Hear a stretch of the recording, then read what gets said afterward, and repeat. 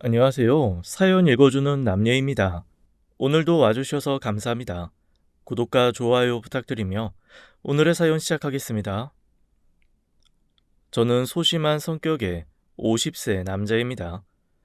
젊은 시절에는 소심한 게 아니라 신중하고 조용한 거라고 생각했는데 나이 들어보니 그냥 소심한 성격이더라고요. 집에서 가업처럼 하던 나무 농장을 이어받아 하다 보니까 사람 만나는 것보다는 나무, 풀, 꽃이랑 함께 있는 시간이 더 길고 그나마 만나는 사람도 해외에서 온 노동자들이다 보니 하루 종일 입 한 번 떼지 않는 날이 허다합니다. 그나마 부모님 살아 계실 때는 아침, 저녁으로 함께 식사하며 한두 마디라도 나눴는데 작년에 어머니 돌아가시고 올해 초에 아버지 돌아가신 후에는 정말 말을 할 곳이 없어서 말을 못하는 하루하루가 가고 있습니다.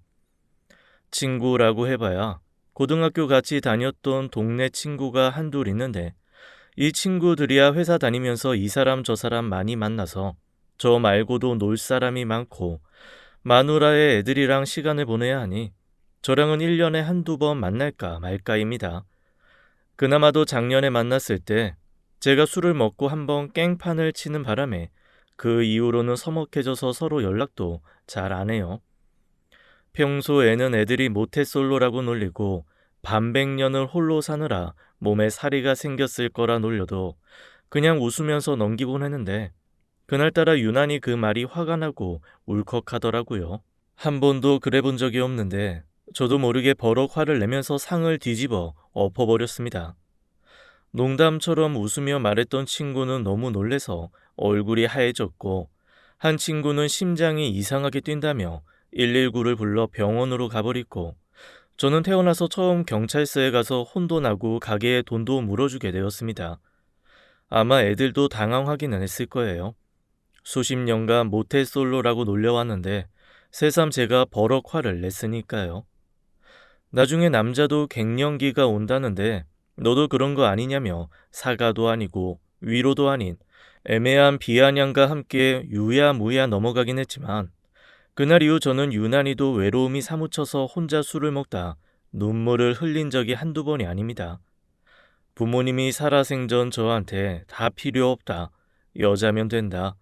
아프리카도 상관없고 아마존도 괜찮으니 그냥 여자만 데리고 와라라고 귀가 닳게 말씀을 하셨는데 결국 이 나이 되도록 연애 한 번 못 해보고 나무랑 꽃만 키우며 세월을 다 보내버렸습니다. 불행 중 다행이라고 할까요? 그래도 농장은 꽤 큰 편이에요. 직원들도 모두 대를 이어 가업처럼 일하는 사람들이 많아서 저희 농장에서 가장 오래 일하는 김 이사님은 저보다도 10살이 많으세요. 그분은 아버지도 제 아버지와 함께 농장을 일구셨고요. 저한테는 형이나 다름없는 분이죠. 김 이사님도 저희 집 아들이라고 생각하시고 부모님 장례를 자기 부모님 장례 치르듯 그렇게 열심히 꼬박 저와 함께 해주었습니다. 한 가지 저와 다른 건 일찍 가정을 꾸려서 이미 아이가 셋이나 된다는 거죠. 회사에서야 김 이사님이라고 부르지만 사석에서는 형 동생 하는 사이인데 며칠 전에 제 손을 꼭 잡고 그러더라고요. 저기, 아유 어떻게 외국 여자라도 내가 좀 알아볼까? 우리 거래하는 소석집 있잖아. 거기 둘째 아들이 이번에 캄보디아 여자랑 결혼했는데 아이 그렇게 금술 좋게 잘 산대. 결혼정보 회사에 의뢰하면 뭐 요즘에는 속거나 그런 거 없이 잘 소개해준다는데. 됐어요 형. 아 이 나이에 무슨. 그리고 내가 결혼을 할 거였으면 엄마 아빠 살아계셨을 때 했겠지. 두 양반 소원이었는데 둘 다 돌아가시고 내가 세상 무슨 결혼의 뜻이 있다고. 나는 그냥 꽃이며 나무며 다 돌보다가 물려받을 자손 없으니 직원들 다 나눠주고 죽을랍니다. 아이고 형 큰아들은 관심 없대. 형 뒤이어서 하면 딱 좋은데. 아이고 아슬아. 요즘 애들이 퍽이나 허긋다. 지금도 최대한 여기서 멀리 떨어지려고 드릉드릉 하는데 아이 그리고 다른 직원들 다 나눠줘도 나 주지 마. 은혜 갚은 까치는 못 될지언정 아이 재산 나눠먹는 파렴치하는 싫다. 대신 네 살아생전에 나 월급이나 올려줘. 그게 다요. 김 이사님은 그 아버지랑 똑같이 대쪽 같고 청렴한 분입니다. 그래서 제가 사업을 물려준다느니 나눠준다느니 하는 말도 마음껏 할 수 있는 거고요. 준다 해도 안 받을 사람인 건 아니까요. 가끔은 김 이사님이 너무 든든하고 좋은 사람이라 나의 인복은 김 이사님으로 끝나서 더 이상 나한테 좋은 사람이 안 붙나 보다 라는 생각을 할 정도예요. 그 형에게는 그 무엇도 거짓말을 하지 않지만 딱 하나 제가 거짓말을 한 게 있습니다. 바로 이 나이에 무슨 결혼이냐고 한 말이지요. 결혼 사실 너무 하고 싶습니다. 더 이상 혼자 잠자리에 들기도 싫고 숟가락 하나 꽂아서 대충 먹는 밥도 먹고 싶지 않아요. 죽 한 그릇을 먹더라도 도란도란 얘기 나누며 함께 먹고 싶습니다. 딱히 뭔가를 안 해도 좋으니 그저 자다 깨서 옆을 봤을 때 고나게 자고 있는 누군가의 옆모습이 있었으면 좋겠다는 것이 제 솔직한 심정이에요. 그런데 희한하게 결혼정보 회사 같은 데서 조건을 맞춰 연결해 주는 건 싫더라고요. 남들이 들으면 아직 배가 덜 고팠다, 아쉬운 게 없다 욕을 하겠지만 그래도 좀 억울합니다. 저도 가슴 뛰는 만남도 해보고 싶고 서로 알아가며 설레는 시간도 가지고 싶습니다. 나이가 50이라 해서 그 모든 과정을 묵살한 채 바로 결혼이라는 결론으로 가는 거 하고 싶지 않거든요. 어쩌면 여전히 철이 덜 든 사람의 헛소리일 수도 있죠. 그래도 그런 만남을 꿈꾸는 것은 죄가 아니잖아요. 아마 제가 이런 생각을 하고 있었기 때문에 친구가 모태솔로라고 놀렸을 때 참지 못하고 발끈했던 모양입니다. 어쨌든 친구한테 성을 내는 바람에 그나마 간간히 울리던 전화기도 조용하고 어쩔 수 없이 일에만 몰두하는 나날이 계속되었습니다. 한창 봄에 나갈 묘목들을 다듬고 있는데 어디서 계속 전화가 오더라고요. 처음에는 저한테 전화가 올 리가 없다는 생각에 제 전화인 줄 몰랐습니다. 그러다 정신 차리고 받았는데 오래 거래했던 꽃집 사장님이었어요. 농장에서 3시간 정도 떨어진 작은 소도시에서 화원을 하는 분인데 저희 집과 벌써 20년도 넘게 거래를 하셨고 저랑은 누나 동생 하는 사이거든요. 부모님 장례 때도 2번 다 와서 발인까지 다 함께 해준 가족 같은 누나입니다. 안 그래도 얼마 전에 심근경색이 살짝 왔다 갔다는 얘기를 듣고 걱정하던 차에 누나가 먼저 전화를 했더라고요. 아이고 누님, 그래 건강은 괜찮으시고? 걱정되는 놈이 전화 한 통 문자 하나 없냐? 이 무심함이 강 같은 놈아. 에이, 누님에 대한 관심이 강처럼 흐르지 무심함이 흐르지는 않아. 이래저래 봄 시장 맞이하느라 정신이 없었지 뭐. 그래, 누님네는 이번에 큰 나무 묘목 좀 들이실 거요? 안 그래도 그것 때문에 전화했어. 나 꽃집 내놨다. 뭐? 왜? 몸이 그렇게 안 좋아? 누님 그 자리에만 25년 있지 않았어요? 25년 하고도 4개월. 얘, 우리 큰애가 올해 26이니까. 나 그러고 보니 애랑 같이 키웠다. 이 꽃집. 누님의 목소리가 촉촉이 젖어들었습니다. 분명 다 마음 정리가 다 끝났으니 전화를 했을 테지만 그래도 말하다 보니 서운함이 밀려온 거겠죠. 그런 거긴 누가 들어와요? 안 그래도 그래서 부탁 겸 겸사겸사 전화한 거야. 내 꽃집 누가 그대로 인수하기로 했어. 며칠 내로 봄나무 묘목들 좀 몇 개 가지고 한번 와줄 수 있어? 이 사람이랑 내가 내려가기는 좀 애매해서. 그러면 계속 거래는 하는 거고. 너만 잘하면 거래야 계속 하겠지. 여기 단골들이 든든해서 아마 크게 바뀌는 건 없을 거야.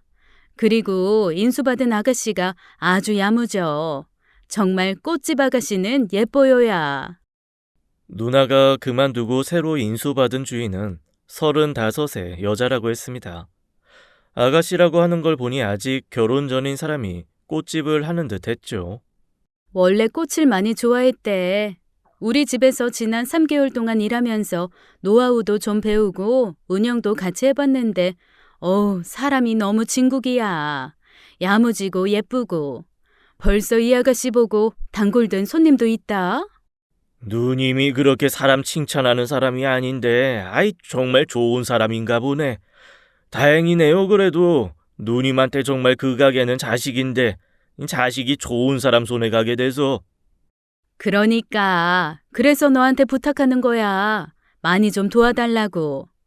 나야 애들 아빠가 흙도 날라주고 화분 큰 거는 자기가 들어 옮겨주고 했는데 여기 아가씨는 가만 보니 그래줄 사람도 없어. 그런데 어찌나 여리여리한지 저 손으로 흙봉투나 들 수 있을까 그거 하나 걱정이야. 그러니까 네가 한 달에 한두 번은 나무 가져다 주면서 그런 것 좀 챙겨줘. 응? 아이, 뭐 그거야 어려운 일 아니지. 알았어요. 그러면 일단 내일 올라갈게. 벚나무 작은 거 2개랑 뭐 구근유 몇 개랑 이번에 장미가 아주 좋아. 그것도 좀 가지고 갈게요. 그래. 오면 내가 갈비 사줄게.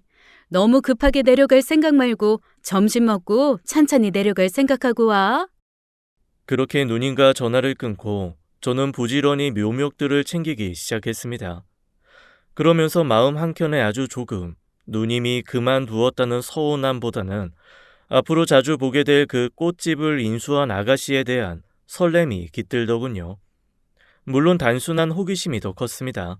35, 누님이 예쁘다고 침이 마르게 칭찬한 꽃집 여자가 뭐 볼 거 있다고 흙투성이 50대 농장 남자를 쳐다보겠어요. 아예 올라가지도 못할 나무라서 아무 기대도 없었습니다. 그저 보기만 해도 좋을 것 같다는 단순함이었죠. 다음날 저는 엄선해서 고른 나무 묘목과 농장에서 시범적으로 재배하는 꽃 몇 종류를 싣고 3시간을 달려 누님이 하던 꽃집에 도착했습니다. 주인이 바뀌었다더니 꽃집은 간판부터 젊은 사람 티가 확나게 바뀌어 있더라고요. 녹색에 노란색으로 꽃, 그리고 식물이라고 써있던 간판은 하얀색에 짙은 초록색 영어로 깔끔하게 바뀌었고, 매장 밖에는 다양한 꽃다발이 흐드러지게 진열되어 있었어요. 알록달록한 리본에 묶인 꽃들이 너무 고와서 저도 모르게 한참을 쳐다보고 있었는데 누가 고운 목소리로 절 부르더군요. 세강 농장에서 오셨죠? 돌아본 곳에는 천사가 서 있었습니다. 일하면서 저는 한 번도 흰색 아니 밝은 색을 입어본 적이 없는데 그 여자분은 발목까지 내려오는 하얀 원피스에 원피스를 다 가리는 앞치마를 하고 있더라고요. 연두색이랑 노란색으로 격자 무늬가 된 앞치마가 꼭 예쁘게 핀 개나리 한 다발 같았습니다. 게다가 허리까지 내려오는 머리를 묶은 자주색 리본이라니 누가 꽃과 나무 하는 사람 아니랄까봐 저는 그 여자를 보고 처음 든 생각이 이거였습니다.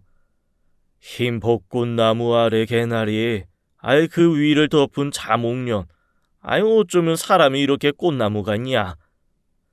제가 아무 대답도 못하고 멍하게 서 있더니 그 여자분이 한 번 더 물어보더라고요.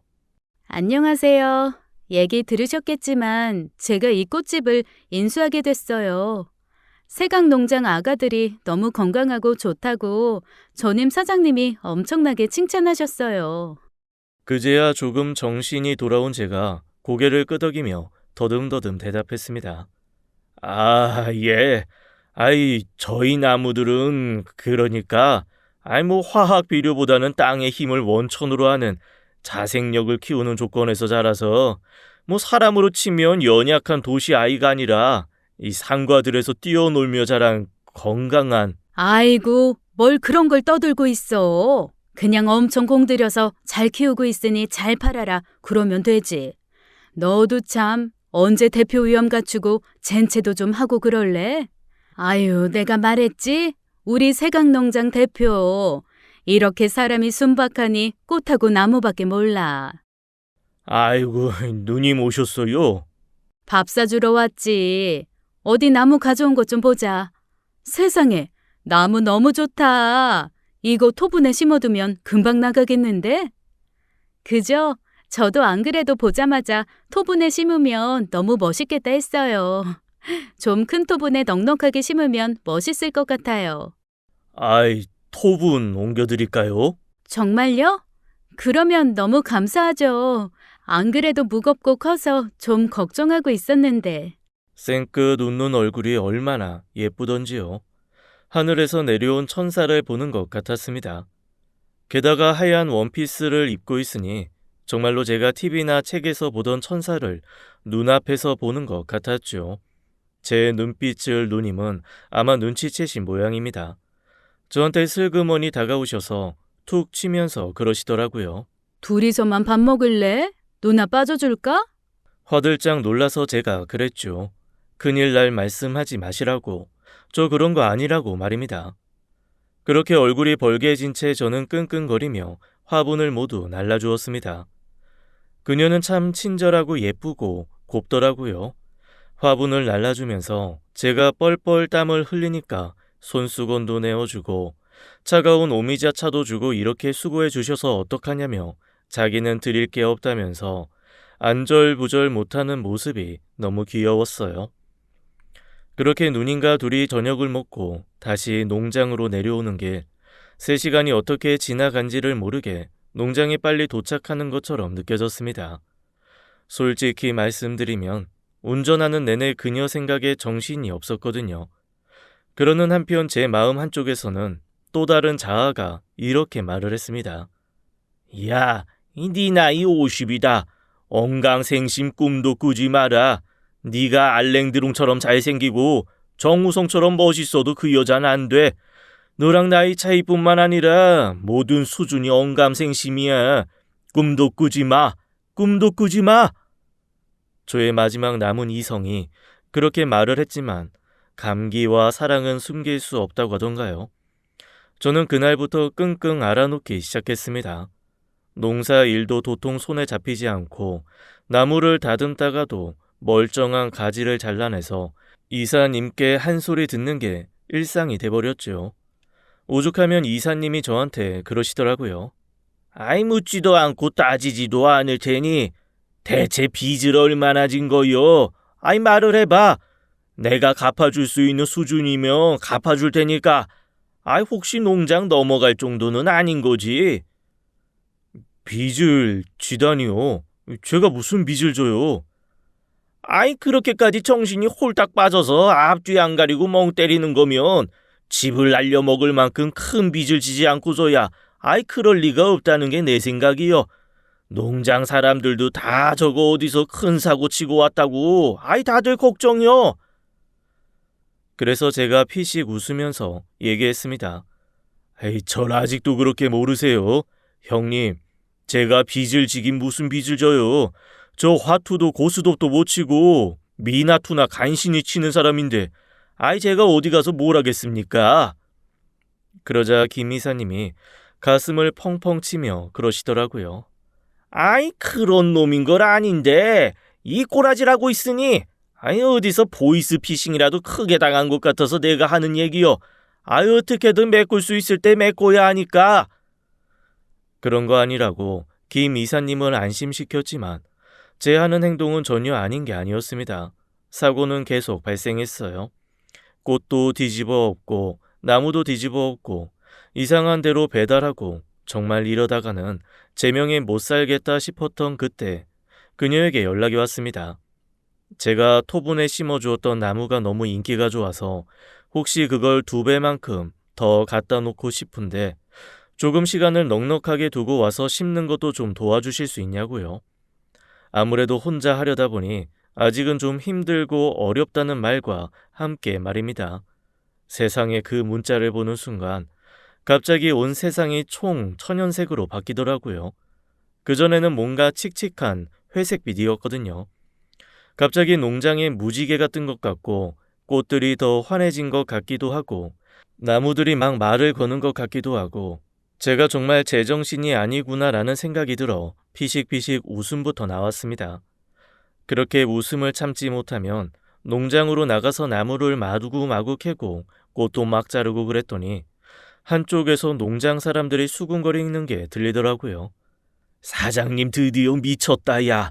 아 인제는 막 웃으면서 꽃 자른다. 아이 진짜로 정신 나갔어. 아이 뭔가 큰일이 났다 야. 나무 자르다 머리 쾅했다는데 아이 그거 맞는 말인가? 이상해진 거 맞지?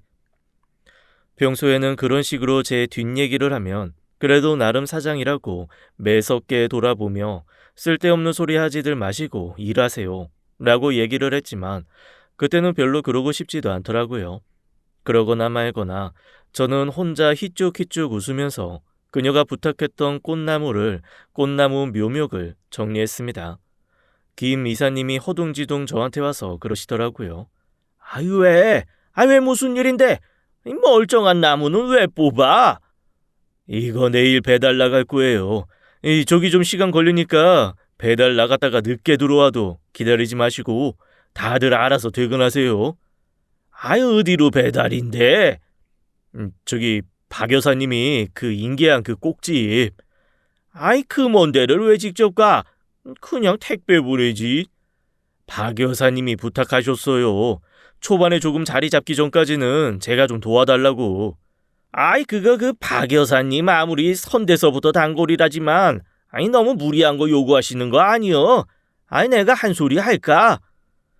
김 이사님 말에 저도 모르게 발끈하고 말았습니다. 무슨 무리? 다 그렇게 사는 거지. 어우렁더우렁 도와줄 수 있으면 도와주는 거고 내가 힘이 모자라 아니면 능력이 모자라 내가 해줄 수 있는 건 다 해주는 거지. 할 수 있어야죠. 할 수 있다고. 그러자 당황한 얼굴로 김 이사님이 저를 위아래로 훑어보며 얘기했습니다. 알아 할 수 있는 거. 뭘 그렇게 화를 내고 그래? 그거 참 이상하네. 요즘에 진짜 이상이여. 내가 무슨 일인지 반드시 알아낼게요. 이상하긴 뭘 이상해요. 그냥 그렇다는 거지. 나 내일 일찍 갈 거니까 자지 마요. 그렇게 말을 얼버무린 후 저는 제일 예쁜 나무 모종, 제일 예쁜 꽃을 차에 차곡차곡 싣고 다음날 동트기가 무섭게 차를 타고 꽃집으로 갔습니다. 꽃집은 아직 문을 열기 전이더라고요. 그래서 그 앞에 차를 세워놓고 숨을 고르는데 저 멀리서 그녀가 걸어오는 것이 보였습니다. 아주 천천히 마치 꽃잎이 바람에 흩날리듯 그렇게 천천히 걷더라고요. 항상 농장에서 빨리빨리 쟁걸음으로 걷는 사람들만 보다가 그렇게 느리고 느린 걸음으로 천천히 걷는 사람을 보는데 그게 왜 그렇게 예뻐 보였는지요. 마치 영화 속에서 여주인공이 슬로우 모션으로 걸어오는 것 같은 느낌이었어요. 그녀는 한 손에는 빵 봉지를 들고 있었고 한 손에는 커피를 들고 있었습니다. 그러다가 제 트럭을 보더니 조금 빠르게 다가오더라고요. 다가오는 그녀를 보고 저도 트럭에서 내렸죠. 어머, 벌써 오셨어요? 저는 시간 조금 더 걸리실 줄 알고 드실 빵이랑 커피 사오는 길이에요. 세상에, 그녀의 손에 들려있던 빵과 커피는 제 것이었습니다. 순간 감동이 밀려오더라고요. 지금까지 누군가가 저를 위해 빵과 커피를 준비해 준 적이 있었던가 싶으면서 이런 경험도 해보는구나. 세상에, 내 생에 누군가가 나를 위해 이 아침에 저 멀리서부터 먹을 것을 사다 주는 경험을 하는구나 라는 생각에 마음이 몽글몽글해졌습니다. 아이고, 무슨 빵이랑 커피를. 그냥 저는 물이면 되는데. 그래도요, 이 집 빵 되게 맛있어요. 여기 커피도 되게 맛있고요. 혹시 빵이랑 커피 안 좋아하세요? 무슨 소리세요? 빵과 커피만으로도 먹고 살 수 있는 사람이에요. 네, 사실 저는 빵을 먹으면 소화가 잘 안 됩니다. 밀가루만 먹으면 이상하게 속이 꾸룩꾸룩 거리더라고요. 그리고 커피도 그 까만색 커피 있잖아요. 아메리카노라고 하나요? 그거는 대체 무슨 맛으로 먹는지 모르겠어요. 그죠? 설탕, 프림 하나씩 딱 들어간 믹스커피. 저는 그게 최고로 맛있습니다. 근데 그녀가 빵과 커피를 사왔다는데 당연히 그 빵과 커피는 저에게 맛있어야 했습니다. 얼른 받아들고 가게 앞에 있는 작은 벤치에 앉아서 먹기 시작했죠. 그런데 정말로 깜짝 놀랐습니다. 아니, 빵이라는 게 이렇게 맛있는 거였나요? 그리고 시커 먹기만 한 그 커피가 어쩜 이렇게 달고 맛있나요? 이때까지 내가 먹었던 건 뭔가 다른가 싶을 생각이 들 정도로 그날 먹은 빵과 커피는 너무 맛있었습니다. 더 신기한 건 빵을 먹고도 제가 배가 꾸룩거리지 않았다는 거예요. 이게 참 신기하구나. 사람에 따라서 이렇게 다를 수가 있구나 라는 생각을 하며 저는 그때 깨달았습니다. 제가 그녀에게 첫눈에 반했고 그녀를 몹시도 좋아하고 있다는 사실을 말이죠. 하지만 절대 티를 낼 수는 없었습니다. 누가 봐도 저희는 어울리지 않는 커플이고 특히나 저는 그녀를 넘볼 수 없는 입장이라는 걸 스스로 너무 잘 알고 있었거든요. 저렇게 예쁜 여자가 남자친구가 없을 리도 없고요.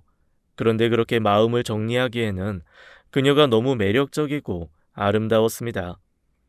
제가 가져간 꽃나무를 보더니 세상에 눈물을 글썽거리며 좋아하는 겁니다. 그리고 이렇게 말하더라고요. 저는 정말 사장님이 있으셔서 너무 좋아요. 이 동네에서 이렇게 예쁜 꽃나무를 저희 집만 갖다 놓을 수 있는 건 다 사장님 덕분이에요. 사장님, 오래오래 저랑 같이 해주셔야 돼요. 순간 저는 그녀가 저에게 청혼한 줄 알았습니다. 오래오래 같이 있어 달라는 그 말이 오래오래 가격 올리지 말고 자기한테 잘 납품해 달라고 하는 말로 들을 수도 있지만 그 당시 저에겐 그렇게 들리지 않았어요. 하늘에서 종이 울리고 천사가 나팔을 불며 저희의 커플 탄생을 축하해 주는 것 같은 착각에 빠졌죠. 저도 모르게 방긋 웃으며 대답했습니다. 압류, 압류. 그렇게 해야죠. 영원히 함께하겠습니다. 세상에 말을 뱉고 나서도 너무 당황스럽더라고요. 제 입에서 영원히 함께 하겠습니다 같은 말이 나올 줄 저는 꿈에도 생각 못했거든요. 저는 진심이었지만 그녀는 제가 농담을 한 걸로 받아들였는지 깔깔깔 웃으면서 그러는 겁니다. 사장님 너무 유머러스하시다. 네, 저의 말실수도 유머로 받아주는 여자. 그녀가 바로 제가 첫눈에 반한 여자였습니다. 그렇게 저는 꽃나무를 핑계로 일주일에 한두 번은 꼬박꼬박 그 꽃집을 찾았어요. 그리고 꽃집을 찾을 때마다 어쩐지 그녀가 하지 못해서 미뤄뒀던 것 같은 일들, 예를 들어 큰 화분에 흙을 채우는 일이라든가 한쪽에 쌓여 있던 흙과 돌을 옮기는 일이라든가 화분 분갈이를 위해 나무를 뽑아내야 하는 일이라든가 그런 것들을 혼자 알아서 해주곤 했습니다. 오죽하면 동네 사람들이 지나가면서 새로운 알바냐고 물어볼 지경이었죠. 그때마다 사장님은 손사래를 치면서 저희 집에 귀한 아이들 납품해 주시는 사장님인데 너무 친절하시죠. 올 때마다 이렇게 열심히 도와주세요 라고 얘기를 해주곤 했습니다. 그렇게 저는 친절한 사장으로 동네 사람들한테도 소문이 났고 어느 날 그 꽃집의 원래 주인이었던 누나가 전화를 다 하더라고요. 나 있을 때는 몇 번 오지도 않던 꽃집, 요즘엔 아주 출근 도장을 찍는다는 소문이 자자하던데. 또 무슨 출근 도장식이나. 그리고 누님이 저기 다 잘 도와주라고 했으니까. 그래서 내가 그런 거지. 너 솔직히 말해봐. 마음 있지? 무슨 마음은. 언감생심이지. 언감생심이다. 즉, 마음은 있지만 참는다 뭐 이런 거네. 누님, 또 이상한 생각하지 말아요. 아니야. 내가 느껴지는 게 있어서 그래. 뭐가요? 아무래도 그 사장도 너 좋아하는 것 같거든. 저는 누님의 말에 전화기를 떨어뜨릴 정도로 깜짝 놀랐습니다. 좋아한다니. 그게 무슨 말이에요? 아니, 얼마 전에 꽃집 인수인계 미처 못해준 게 있어서 얘기를 하러 갔는데 네 얘기가 나왔거든. 그런데 그러는 거야. 자기 평생에 이렇게 좋은 분을 처음 만났다고. 그러면서 어쩜 그렇게 남자분이 센스도 있으시고 친절하고 우직하시고 과함도 없다고 하여간 네 칭찬을 한참 하더라니까. 그래서 내가 농담 삼아 농담인 반 진담 반 해가지고 쓱 물어봤지. 한번 잘 되라고 다리 좀 놔줘볼까라고 했더니 갑자기 얼굴이 빨개지면서 그러더라고. 좋은 분이 있으시겠죠 라면서 저 같은 게 어떡해요 라고 말이야. 그래서 내가 무슨 소리냐. 걔 이때까지 일하느라고 연애 한번 안 해보내다. 나이 차이만 괜찮으면 정말 둘이 한번 만나봐라 그랬더니 아무 대답도 않고 그냥 빙그레 웃기만 하는 거야. 그러면서 저는 너무 부족해서 안 돼요. 너무 많은 게 부족해서 안 돼요. 라고 하는데, 야, 그건 거절이 아니라 민망하니까 하는 얘기지. 딱 그거였거든. 그러니까 너 진짜 적극적으로 한번 좀 해봐, 응? 내가 볼 때는 10번 찍으면 넘어갈 나무 같다. 누님의 말을 들으며 저는 처음으로 제 가슴이 쿵당쿵당 심장이 부정맥이 온 것처럼 흔들리는 느낌을 받았습니다. 뭐랄까, 저 담 너머에 너무너무 예쁜 공주가 사는데 담이 너무나 견고하고 높아서 그 누구도 부실 수 없다라는 얘기를 어렸을 때부터 들은 탓에 아예 시도도 안 하다가 어느 날 그 담벼락 아래 저 하나만 드나들 수 있는 아주 작은 문이 있는 걸 발견한 듯한 그런 느낌이었어요. 이 문만 열면 저 견고한 담 밖에 있는 공주에게 내가 다가갈 수 있다는 일말의 희망이 생겼다고 할까요? 하지만 희망이 크면 그만큼 실망과 절망도 큰 법이죠. 저는 그거를 잘 알고 있었기에 누님에게 무심한 듯 툭 얘기했습니다. 누님 또 설레발 치신다. 이 저랑 어떻게 어울리기나 해요? 아니야, 아니야. 내 촉은 틀리지 않어. 분명 둘이 잘 될 것 같다니까. 너 이래놓고 나중에 나 모른 척하면 정말 서운하다. 나 분명 너희 연결해 준 거야. 아주 좋은 옷 한 벌 감이다. 아이고 누님 이상한 소리 하지 말고 그 사람한테도 이상한 소리 하지 말아요. 에이 그냥 쓸데없는 소리 하지 말아요. 네 인생에 이렇게 너한테 호감이라도 보이면서 여지 준 여자 있었냐? 이런 여자 생겼을 때 얼른 달려들어서 잡어. 원래 독수리도 뛰어가는 토끼 말고 망설이는 토끼 잡는 법이야. 지금 그 꽃집 아가씨는 약간 망설이는 토끼라니까. 네가 순하고 느린 비둘기를 유지할 때가 아니야. 독수리가 돼서 잡아야지. 날갯짓을 하라고 이 녀석아. 저는 누님의 말을 듣고 끝까지 아니라고 발뺌을 하며 일단 전화를 끊었습니다. 하지만 제 마음 한구석에는 독수리가 자라고 있었어요. 툭툭 알 껍질을 깬 독수리는 점점 날개의 짓을 퍼덕일 준비를 하고 있었죠. 다음날 밤새 고민하던 끝에 저는 농장에서 김 이사님이 4년간 공을 들인 멋진 장미 묘목을 봐서 차에 실었습니다. 이 장미 묘목을 갖고 제가 농장을 나간 걸 아는 순간 김 이사님한테 제가 어떤 취급을 받을지 등짝을 몇 번이나 맞을지 뻔히 다 보였지만 어쩌겠습니까? 뭐 제가 사장인데 제 마음대로 할 겁니다. 무조건 그 장미 묘목을 차에 싣고 차에 시동을 걸었습니다. 그 장미 묘목은 김 이사님이 정말 오랜 시간 공을 들여서 개발하신 나무예요. 노란 장미와 분홍 장미, 빨간 장미 나무랑 흰 장미까지 한 화분에다가 다 넣어서 약간 토피어리처럼 입체적인 하트 모양을 만들어서 다듬어 놓으신 나무거든요. 그래서 꽃이 피면 한 화분에 빨간 장미, 노란 장미, 분홍 장미, 흰 장미가 모두 어우러져서 피면서 굉장히 통통하고 예쁜 하트 모양을 만들어낼 수 있게 수년간 지극정성으로 다듬은 나무였습니다. 얼마나 조석으로 애써서 다듬고 돌봤는지 저희 농장에서는 저 나무는 수억을 줘도 못 팔 거라는 농담마저 오가는 그런 나무였죠. 하지만 제가 그걸 과감하게 빼내어서는 차에 실은 겁니다. 그리고 도망치듯 농장을 빠져나와 새벽길을 달려 가게로 갔습니다. 어라 그런데 새벽 5시밖에 안 됐는데 가게에 불이 켜져 있는 거예요. 이게 웬일이지 싶어서 들여다봤는데 그녀가 혼자 가게 안에 앉아 울고 있더라고요. 눈물을 뚝뚝 흘리며 눈물 한 방울 닦고 꽃 한 송이 자르고 눈물 한 번 닦고 꽃 한 송이 자르고 그러면서 작은 꽃바구니를 만들고 있었습니다. 이 시간에 제가 왔다는 것도 이상하지만 이 시간에 저러고 울고 앉아서 꽃바구니를 만들고 있다는 것도 그다지 흔한 일은 아니어서 대체 어떻게 해야 할지 망설이고 있는데 그녀가 고개를 들어 밖을 보더라고요. 그리고는 제 트럭을 보고는 깜짝 놀라서 일어나 나왔습니다. 이 새벽에 웬일이세요? 제가 물었지요. 저는 배달이 있어서 왔지만 이 새벽에 왜 울면서 꽃다발을 만들고 계시는지. 그녀가 잠시 망설이더니 이렇게 얘기하더라고요. 오늘이 저희 부모님 기일이에요. 부모님 기일이요? 네. 저희 부모님 4년 전에 교통사고로 한날 한시에 돌아가셨거든요. 그래서 부모님 기일이라 부모님 낙골묘에 가려고 아침부터 꽃바구니 만들고 있었어요.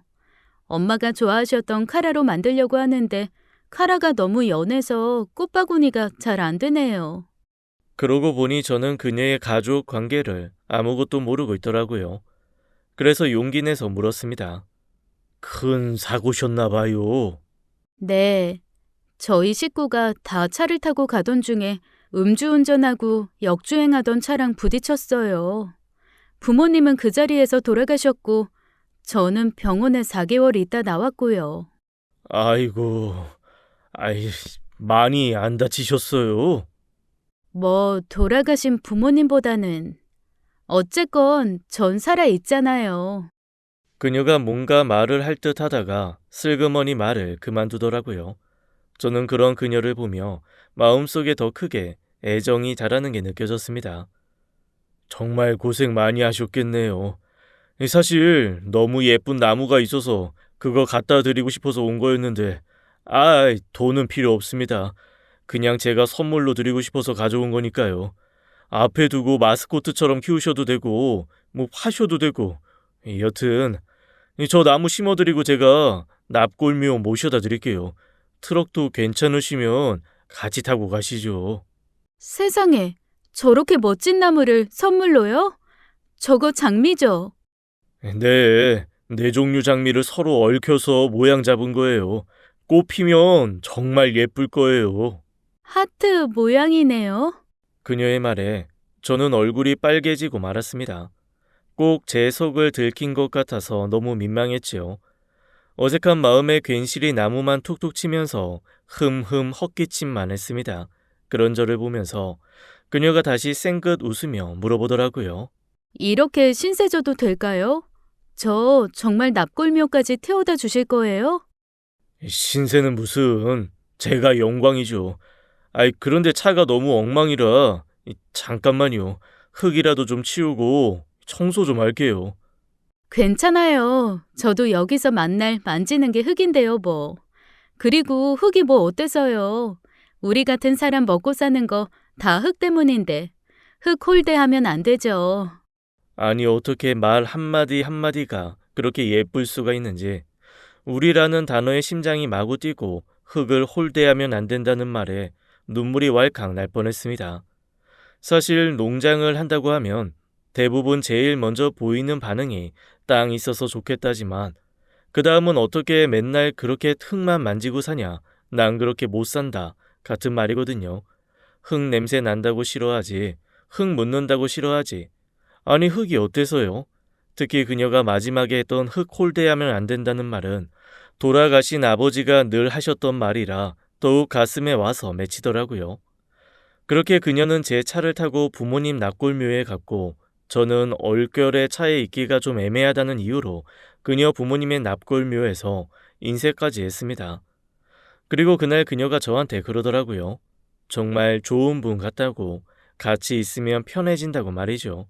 그 순간 어디서 그런 용기가 났는지 저도 모르게 이렇게 얘기하고 말았습니다. 그렇게 좋은 사람 같으면 저랑 한번 만나볼래요? 그러자 그녀가 눈이 동그래지면서 저한테 그러더라고요. 네? 만나자고요? 그 순간 깨달았습니다. 제가 헛물을 켜고 있었구나. 남들 말대로 호의를 너무 과장되게 받아들였구나. 이렇게까지 깜짝 놀랄 만큼 내가 못할 소리를 한 건가 라는 생각이 들어서 얼굴이 벌게지더라고요. 그래서 얼른 손살에 치며 웃으면서 얘기했습니다. 아닙니다. 못 들은 척 하세요. 농담이 지나쳤습니다. 그리고 도망치듯 가게를 빠져나왔지요. 그렇게 돌아온 농장에는 화가 잔뜩 난 김 이사님이 저를 기다리고 있었습니다. 김 이사님이 그러시더라고요. 그 나무 어쨌냐?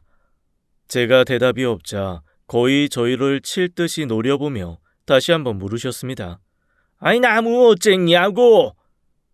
그런데 그 순간 왜 그렇게 서러움이 밀려오던지요. 저는 나름 좋아하는 여자한테 나무를 갖다 줬는데 그 여자한테 보여준 마음은 어쩐지 거절당한 것 같고 나무까지 가져갔다고 구박받는 게 너무 서러워서 버럭 소리를 지르고 말았습니다. 마치 모태솔로인 걸 놀렸던 친구한테 화를 냈던 그때처럼요. 좋아하는 여자한테 갖다 줬어요. 왜요? 순간 김 이사님을 비롯한 주변 직원들까지 모두 침묵과 정적에 휩싸였습니다. 김 이사님이 저한테 조용히 물어보시더라고요. 아이, 좋아하는 여자? 방금 여자라고 했냐? 아이, 지금 네가 여자라고 한 게 맞아? 금방 후회가 몰려왔지만 이미 엎질러진 물이었습니다. 하지만 한번 엎질러진 물을 다시 주워 담을 순 없죠. 할 수 없이 고개를 끄덕였습니다. 그러자 김 이사님이 무슨 로또라도 된 듯 벙벙 뛰며 그러시더라고요. 아이, 네가 지금 분명히 좋아하는 여자라고 했다. 아이, 어떤 여자야? 뭐하는 여자야? 아이, 혹시 너 그 꽃집 여자냐? 너 그래서 맨날 그 꼭집 가는 거야? 이거 박 여사님한테 뭐 어떻게 감사를 드려야 되냐? 우리 농장 지분이라도 줘야 되냐? 아이, 대체 박 여사님이 어떤 여자를 소개해 준 거여? 눈치 빠른 김 이사님이 그렇게 얘기를 해서 모두의 시선이 저한테 쏠리는 상황을 저는 견딜 수가 없었습니다. 그래서 김 이사님을 얼른 붙잡고 슬그머니 구석으로 데리고 갔죠. 그리고 얘기했습니다. 사실은 그 여자가 맞기는 한데 형님, 그 여자가 35이요. 35. 아이, 나이가 뭔 상관이야. 그런데 그 여자도 너 좋다냐? 그건 아닌 것 같아. 아예 안 그래도 오늘 고백 비슷한 걸 했는데 엄청 깜짝 놀라면서 황당하다는 얼굴을 하더라고. 그래서 그냥 사실 도망쳐 왔어. 아이, 뭐여? 헛물킨 거여? 그래도 네가 좋아하는 여자가 생겼다는 거 자체가 고무적이다. 아이, 뭐 그 이후에 어떻게 될지 모르겠지만 어쨌거나 알았다. 들어가서 쉬어. 아이, 장미나무만 버렸어. 그렇게 김 이사님은 실망한 듯한 저를 혼내지도 못한 채 돌아가라고 하고 슬그머니 사라지셨어요. 너무 복잡한 마음에 일할 기분도 나지 않아서 고개만 푹 숙이고 멍하게 앉아 있었죠. 그런데 그때 저한테 전화가 오는 겁니다. 박 여사님, 우리의 꽃집 누나였어요. 또 이 누나한테 얼마나 욕을 들어먹을까 겁이 더럭 났지만 전화를 안 받으면 그 후환이 더 두려운 분이거든요. 그래서 어쩔 수 없이 시무룩한 목소리로 전화를 받았습니다. 예, 너 왜 그러고 그냥 갔니? 네? 아이, 저기... 너 꽃만 배달해주고 그냥 갔다며.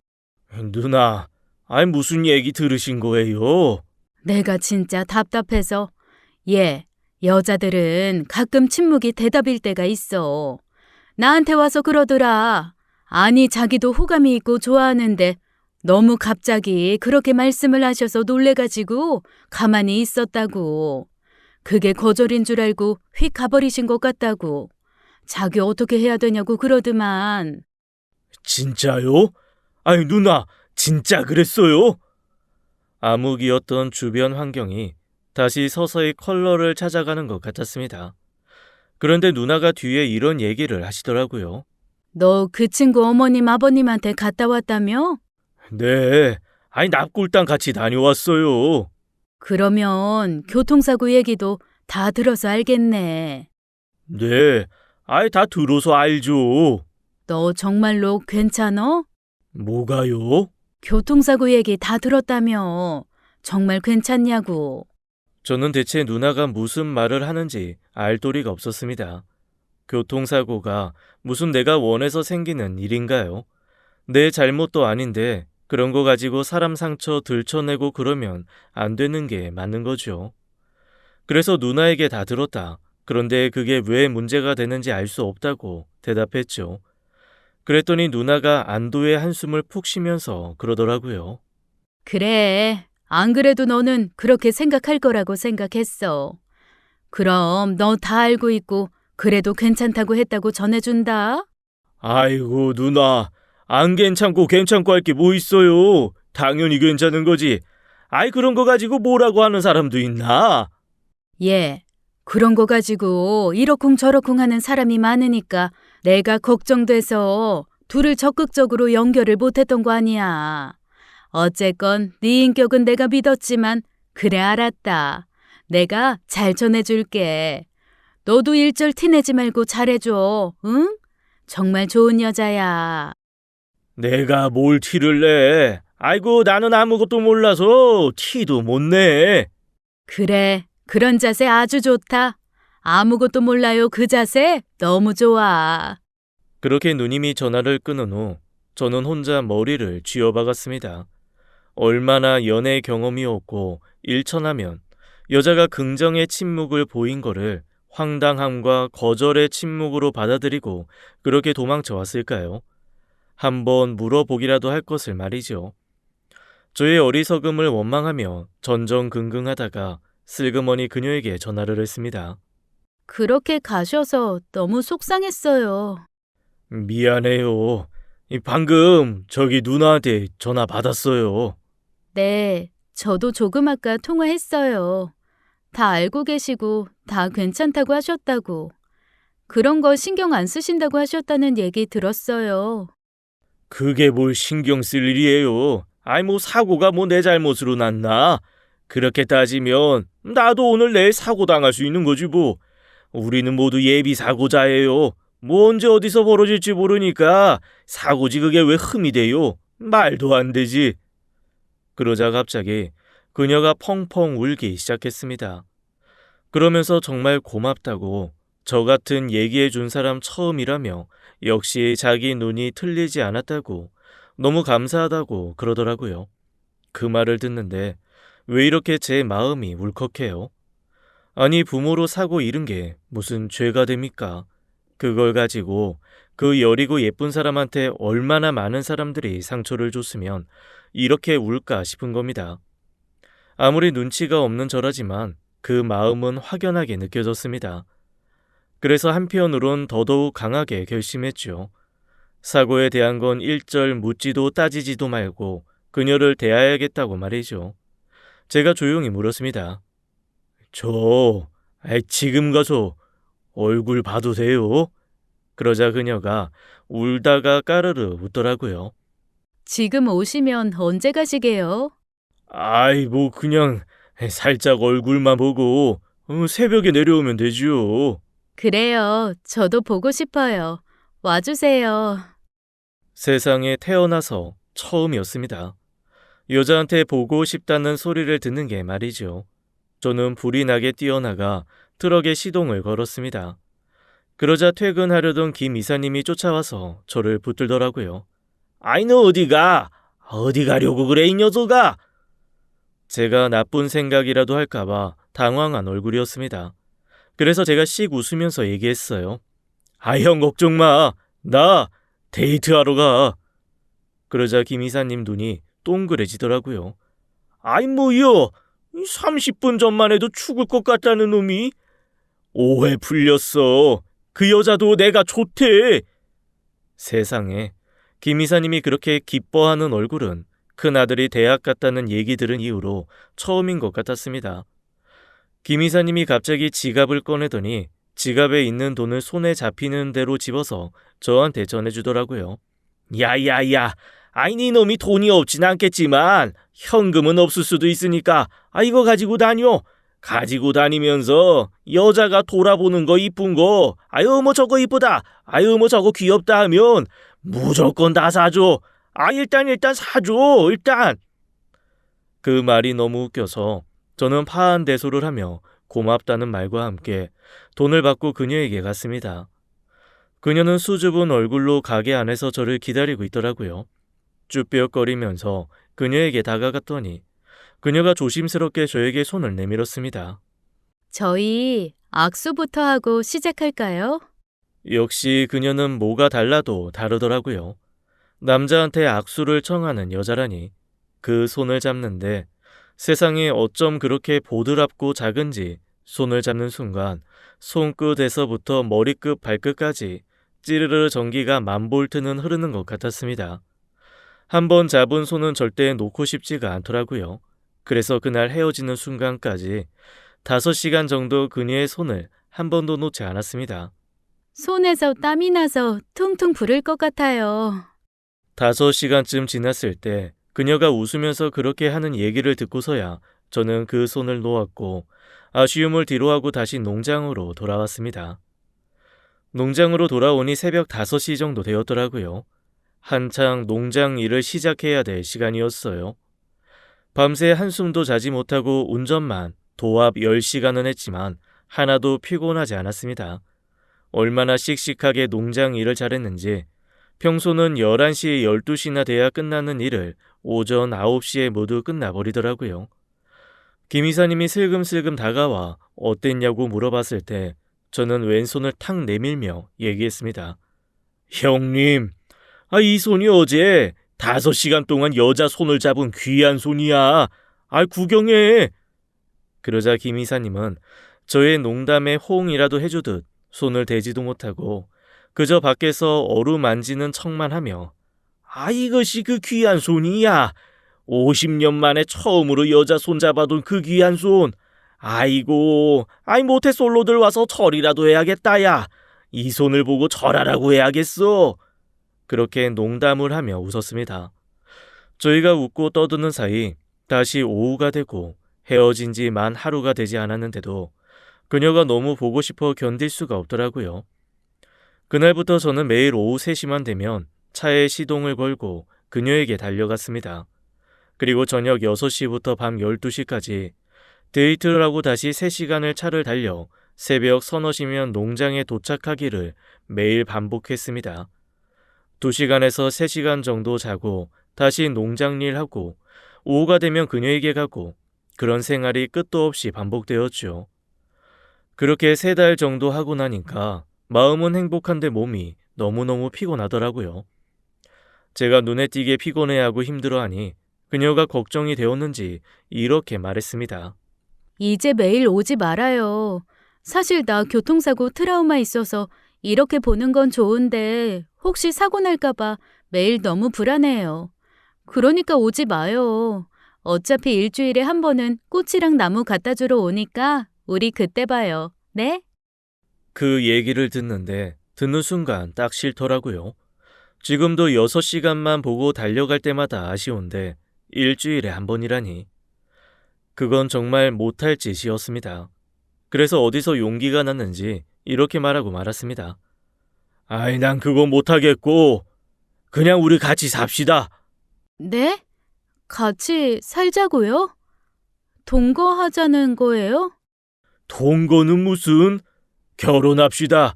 시 크게 올리고 싶으면 내가 화려하게 올려줄 거고 그냥 소박하게 하고 싶다면 소박하게 하고 당신 원하는 대로 다 해줄게요. 그러니 나랑 결혼해요. 그녀는 울면서 고개를 끄덕이더군요. 저도 그녀도 둘 다 부모님이 안 계시고 인맥도 넓지 않은 터라 딱히 결혼식은 하지 않기로 했습니다. 그냥 농장에서 동네 잔치처럼 날 좋을 때 잡아 다 같이 돼지 잡고 소 잡아 먹기로 했지요. 그렇게 정말 우리 둘을 축복해주는 사람들 사이에서 소박한 결혼식을 올리고 저는 평생 가볼 일이 있을까 싶은 신혼여행을 떠났습니다. 비행기로 8시간이나 가야 하는 먼 섬나라였지요. 그렇게 난생 처음 여자와 한 침대에 들어가는 시간이 다가올수록 가슴이 두 방망이질을 치더라고요.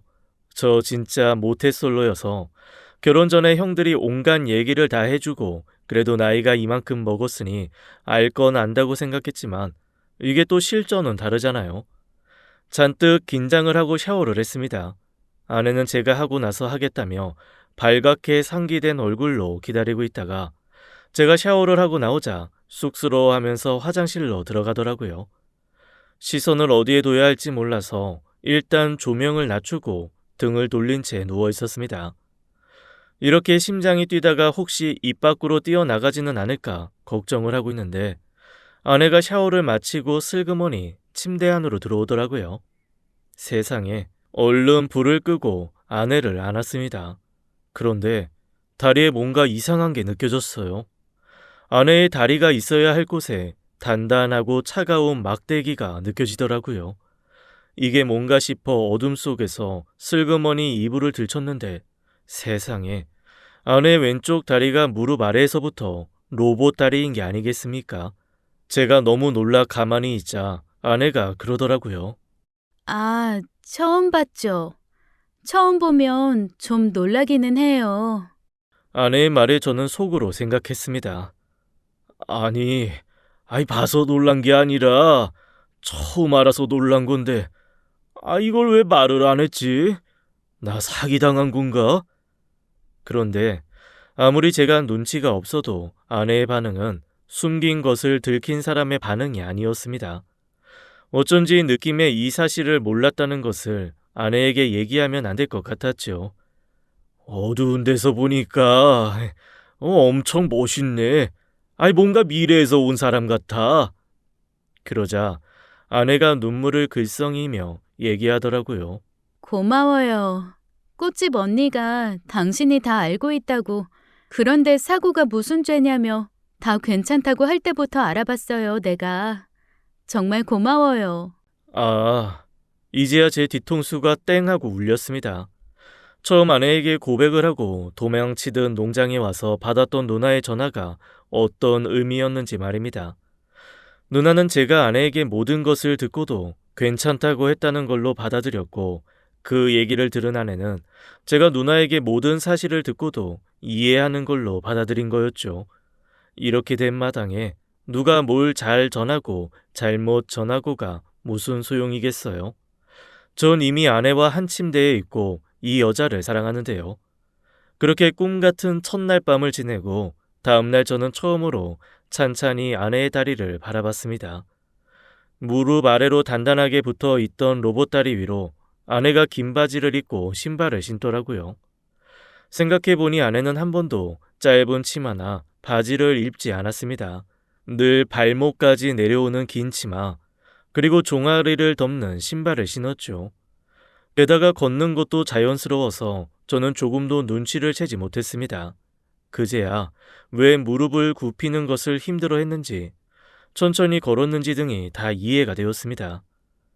이 더운 나라에 오면서 긴 바지만 가져왔어. 나가서 예쁘고 짧은 원피스 사줄게. 그거 입어. 다리 날씬하고 예뻐서 잘 어울릴 거야. 아내가 배시시 웃더라고요. 그래요. 로봇 다리면 어떻습니까? 저렇게 예쁘게 웃는 여자가 내 아내인데요. 로봇 다리를 아내가 가졌으니 저도 이제 더더 멋진 슈퍼맨이 돼야겠지요. 애매모호하게 말해서 저를 결혼에 꼴이 나게 만든 꽃집 누나에게는 정말 멋진 옷 한 벌을 해줄 생각이에요. 지금까지 사연 읽어주는 남녀였습니다. 끝까지 함께 해주신 여러분 감사드리며 저희는 다음 사연으로 돌아올게요. 감사합니다.